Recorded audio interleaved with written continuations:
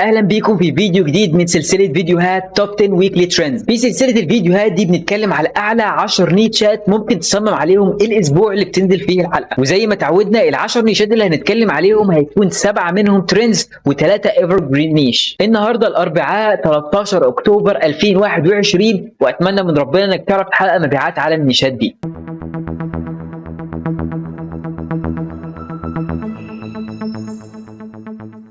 السلام عليكم ورحمة الله. أنا اسمي إبراهيم ظاهر. لو دي أول مرة لك هنا في القناة فأنا بعمل فيديوهات وكورسات عن الأونلاين بيزنس وإزاي تعمل فلوس على الإنترنت، وبالأخص في التسويق الإلكتروني والطباعة عند الطلب أو البرنت أون ديماند. فلو حابب تسمع أكتر عن البرنت أون ديماند أو تعرف أساليب جديدة في التسويق الإلكتروني، ما تنساش تعمل لايك على الفيديو، تشترك في القناة وتفعل الجرس علشان يوصلك كل جديد. وزي ما تعودنا في سلسلة حلقات توب 10 ويكلي ترندز، أنا عليا أعمل ريسيرش على النيشات اللي عليها منافسة قليلة واللي أنت ممكن تحقق منها أرباح، وانت عليك تعمل ريسيرش على الكوبي رايت والتريد مارك وتبتدي تصميم. ومن غير ما اطول عليك يلا بينا نبدا. اول نيش معانا الاسبوع ده هو الدنتال بو كرو. كلمه دنتال هو معناها طب الاسنان، واللي جاي منها كلمه دنتست وهو طبيب الاسنان. طبعا زي ما اتكلمنا في نيشات سابقه، كلمه بو كرو اللي هو فريق التخويف، كرو معناها فريق او طاقم، فطبعا جايه دنتال بو كرو. طبعا ده نيش له علاقه بالهالوين وكمان ميكس مع طب الاسنان او دكاتره الاسنان. فطبعا نيش زي دوت هيكون عليه طلب كبير وعليه بس 668 ريزلت، فدي فرصه كويسه جدا جدا ليك. وطبعا الافكار في نيش زي دوت هتلاقيها متقاربه الى حد ما، بس هو هتدور حوالين العنصر بتاع السنه او الضرس وانت هتطبقه ازاي في النيش. في ناس تكتب كلمه بو اللي هي الحرف البي او بس تاخد الحرفين الاثنين او دي وتحط مكانهم ضرس، او تحط مثلا على الكرو مثلا شويه عناكب، او تحط افكت بتاع الهالوين او تاثيرات الهالوين على الكلمه وتكتبها زي ما انت شايفها كده بالمنظر دوت. في ناس بقى بتاخد الموضوع لليفل تاني وتعمل حاجه زي كده، تعمل بقى تلبس السنه نفسها لبس الهالوين او كاستمز الهالوين زي الساحره او الموميا. تلاقي بقى في افكار كتيره جدا. ولو انت عندك اكسس او عندك اشتراك على موقع بيديك اتاحه مثلا لعناصر تقدر تعملها في التصميم بتاعك، هيديك امكانيه احسن ان انت تقدم تصميم شكلها احسن بكتير من اللي موجود هنا، وبالتالي هتلاقيك بتلفت انتباه اكتر بكتير من اي حد. النيش التاني معانا الاسبوع ده وهو if it involves hiking and dogs count me in. يعني لو الموضوع اللي انت بتتكلم فيه ده متعلق بالهايكنج او اللي هي بتمشي في الحدائق يعني وكده او الكلاب، فانا معاك في الموضوع. طبعا نيش زي ده بيدمج بين موضوعين كبار جدا وهو الهايكنج والدوجز. طبعا ده ايفر جرين نيش بس ترند الاسبوع دوت. طبعا دي فرصته رائعه جدا جدا انك تصمم عليه وتكون من اوائل الناس اللي دخلت صممت على نيش زي دوت، لانه عليه 361 تصميم بس حاليا. فطبعا دي فرصه ذهبيه انك تصمم عليه. التصميمات بتكون عباره عن تكست بيز ديزاين، او اللي هيمشي في نيش زي ده تكست بيز ديزاين، حاجه زي كده الكلام مكتوب مع شويه اليمنت لها علاقه بالنيش، زي مثلا الهايكنج حط شويه جبال كده ورا، والدوجز قام حاطط البام او اللي هي كف بتاع الكلب بالمنظر اللي انت شايفه ده بشكل احترافي. تصميم زي ده برضو تصميم شكله كويس جدا جدا. تصميم زي ده برضو روعه، تصميم زي ده رائع جدا. هي دي التصاميم اللي هتبيع في نيش زي دوت. مش لازم ان انت تعمل زي الراجل دوت مثلا حاطط جبال وحاطط شويه صور كلاب ومكررهم بالمنظر ده، كل اللي انت مغيره هو صوره الكلب. طبعا تصميم زي دوت مش هيبيع حتى لو على ستيكر، لانه مش مرتبط بالنيش بشكل اساسي. حاول ان انت تراعي ان التصميمات اللي دي تبقى ملبوسه على تي شيرت او ستيكرز، فحاول ان انت تعمل تصميم يكون يليق فعلا على التي شيرت ويليق على الستيكرز. النيش الثالث معانا الاسبوع ده وهو This Girl Can Hunt. طبعا ده نيش بيتكلم على البنات اللي بيحبوا يطلعوا رحلات صيد. طبعا الصيد بيتالف مثلا من اسلحه او معدات، طبعا زي البو او اللي هي القوس والسهم، او مسدس اللي هي البندقيه. وطبعا بيصطادوا يا اما غزلان او الدير اللي هو الظبي، او مثلا الحيوانات اللي هي ممكن تعرف تصطادها زي البط او الحاجات دي. طبعا دي كلها متعلقات بالنيش، بس هتستعمل تكست بيز زي مع اليمنتس بسيطه من النيش، هيكون شكل التصميم حلو. عندك تصميم مثلا زي دوت تصميم شكله كويس، حاجه زي كده برضه شكلها كويس او مقبول، حاجه زي كده برضه شكلها روعه. هتلاقي بقى في تصميمات كتيره جدا جدا لها علاقه بالنيش وفي نفس الوقت بتأدي الغرض. بس حاول ان انت تخلي على قد ما الديزاين يكون شكله كويس على قد ما يكون شكله سيمبل، علشان الناس يعني لما تشوف التصميم يبقى شكله ينفع فعلا على تي شيرت. حاجه زي كده برضو واستغل ان هو جيرلز بيتكلم على البنات يعني. فطبعا نيش زي دوت هيكون مثلا لو استعملت فيه الالوان بتاعت البنات هيكون برضو فرصه كويسه. تصاميم بقى كتير هتيجي تعمل الريسيرش بتاعك وتشوف انت تعرف تعمل ايه او تعرف تطبق النيش ده بشكل بأنهي شكل، وتعمل تصميم شكله كويس يكون بس متعلق بشكل اساسي بالنيش. النيش الرابع معانا الاسبوع ده هو forget princess I want to be a veterinarian. طبعا كلمه veterinarian اللي هو الطبيب البيطري، فنيش زي دوت بيتكلم على واحده بتقول انا مش عايزه اكون برنسس او اميره، انا عايزه اكون طبيبه بيطريه. طبعا نيش زي دوت تكون بتراعي فيه الالوان اللي انت بتستعملها، لان النيش موجه للبنات او للفيميلز، وتكون مراعي فيه كمان ان انت ممكن تستعمل فيه تكست بيز ديزاين، حاجه زي ديت شكلها رائع جدا جدا واحترافي، او تصميم زي دوت تستعمل فيه اليمنت كبيره شويه زي بنت مثلا او واحده لابسه ملابس الطبيب البيطري وش فيه شويه حيوانات زي كلاب او قطط او اي حاجه حواليها، هيكون برضو شكلها كويس وهتقدر تبيع فيه نيش زي ده بسهوله لو انت فعلا عرفت تعمل تصميم يكون شكله كويس على تي شيرتس او ستيكرز، او مثلا كمان يكون على ماجز، هيكون شكلها كويس جدا. تصميم زي ده برضو شكله يعني ممكن يتعدل باكتر من طريقه، بس شكله كويس، التوتال بتاعه شكله كويس، هتلاقي فيه افكار كتيره حلوه جدا جدا. بس صراحه اكتر تصميم عجبني هو التصميم ده، تصميم احترافي جدا ورائع. لو عرفت تعمل حاجه في نفس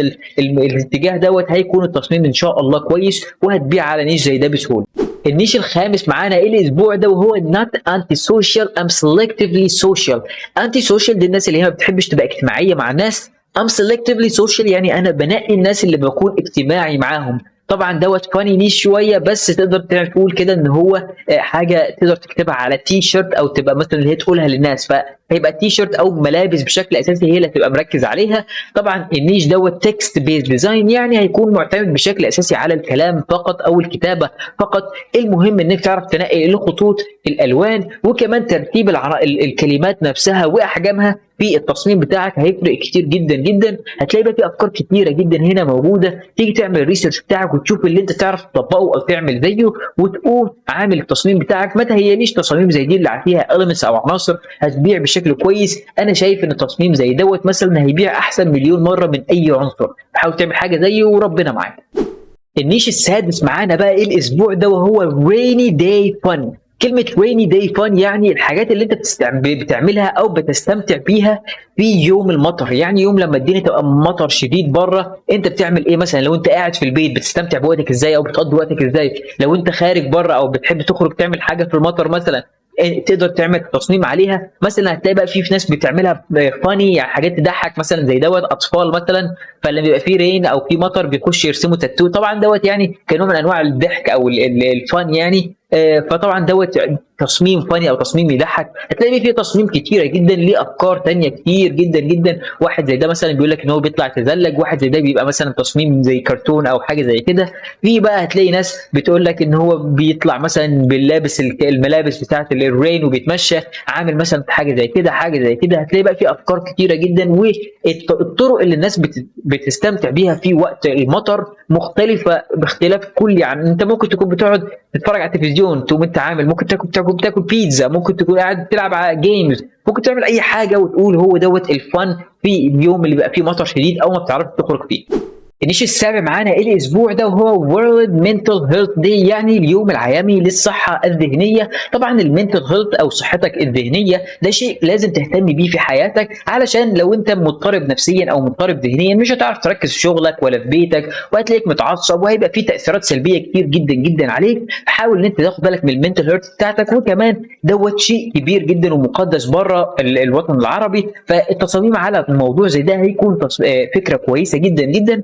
تصاميم بقى على النيش ده هتلاقيها متشعبه في حاجات كتير، وهتلاقي كل واحد بيعبر عن المنتل هيلث بتاعته او الصحه الذهنيه بتاعته برموز معينه او بتصاميم معينه. تصميم زي ده من التصاميم الرائعه جدا اللي هتمشي على تي شيرتس وستيكرز وعلى منتجات كتيره جدا. وبالاضافه الى المنتل هيلث اويرنس كامبين اللي هي حمله التوعيه بالصحه الذهنيه كانت موجوده الشهر اللي فات تقريبا او الشهر اللي قبليه، فده فولو اب او نيش جاي بعد النيش اللي فات. فهتلاقي فيه ناس كتيره جدا بتحبه وناس كتير هتبتدي يعني تبص عليه وتشتريه، وبالذات ان هو ممكن يعتبر ترند وكمان ايفر جرين نيش، فهتلاقيه مستمر والمبيعات عليه تبقى عاليه خلال الفتره اللي جايه.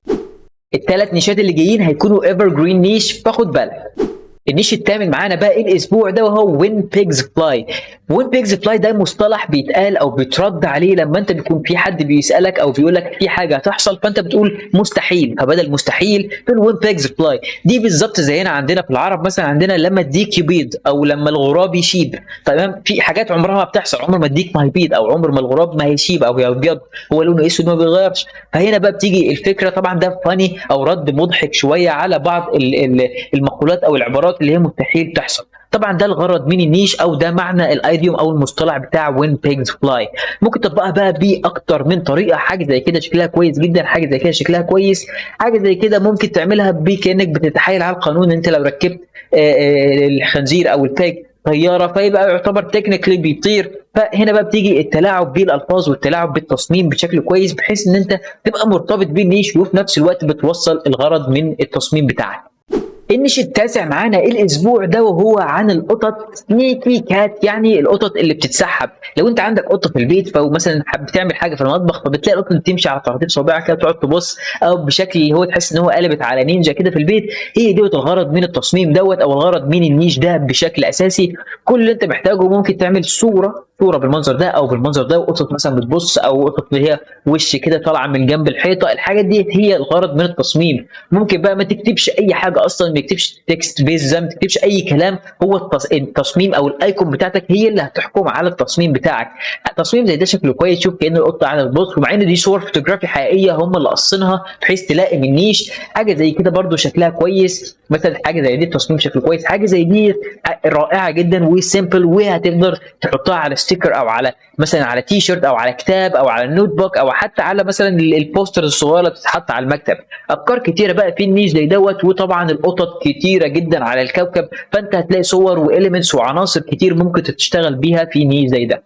النيش العاشر والاخير معانا النهارده وهو هانجنج بلانترز. كلمه بلانترز دي اللي هي الزراعه او الحاجات اللي انت بتزرع فيها وتبقى معلقه وبتبقى موجوده في بيوت كتير جدا جدا. هتلاقي بقى الافكار في النيش دوت محدده وليميتد، مع اختلاف حاجه واحده وهو نوع الزرع اللي بيبقى موجود جوه الزراعه. حاجه زي دي مثلا تلاقي في نوع نبات هنا، نوع نبات مختلف هنا، مثلا تلاقي في صبار على مش عارف نباتات، طبعا مش عارف اسامي النباتات. بس الافكار بقى في النيش دوت ثابته من ناحيه ان في زراعه متعلقه، النبات اللي موجود جوه بقى هو اللي بيختلف. في ناس بقى بتعمل تاتش جمالي كده، تقوم حاطه قطه جوه الزراعه بالمنظر اللي انت شايفه دوت. طبعا ده بيلفت الانتباه وسط نفس الريتم او نفس الروتين اللي موجود جوه التصاميم اللي موجوده هنا في نيش زي ده. طبعا من السائد في النيش او من السائد في المجال ده وهو الستيكر باك بالمنظر اللي انت شايفها قدامك دوت. طبعا لو هتعمل ستيكر باك فراعي تسيب مسافات بين كل رسمه والثانيه، علشان اللي هيستعملها يبقى يكونوا مفصولين عن بعض، ما يكونوش لازقين في بعض مثلا، علشان ما يبقاش شكلهم وحش بالمنظر ده. كده طبعا ستيكر باك ولازقين في بعض كده شكلهم بقى وحش، بس لما يكونوا بالمنظر ده هيكون شكلهم احسن بكتير، وفرصتهم في البيع هتبقى اعلى من المنظر اللي انت شايفه قدامك ده. وبكده خلصنا فيديو النهارده. هسيب لك كل الترندات هنا على الشاشه بحيث تاخد سكرين شوت او تسجلهم عندك وتشتغل عليهم طول الاسبوع. لو استفدت حاجه بقى من فيديو النهارده وحابب اني اكمل شرح سلسله حلقات توب 10 ويكلي ترندز، ما تنساش تعمل لايك على الفيديو، تشترك في القناه وتفعل الجرس علشان يوصلك كل جديد. اما بقى لو عندك اي سؤال اي استفسار في حلقه النهارده في الحلقات اللي فاتت او حتى اقتراح للحلقات اللي جايه، تقدر تسيبها لي تحت في الكومنتس او تتواصل معايا على السوشيال ميديا فيسبوك انستجرام او تويتر، وانا ان شاء الله هرد عليك واساعدك بكل اللي اقدر عليه. اتمنى لكم كل التوفيق واشوفكم على خير.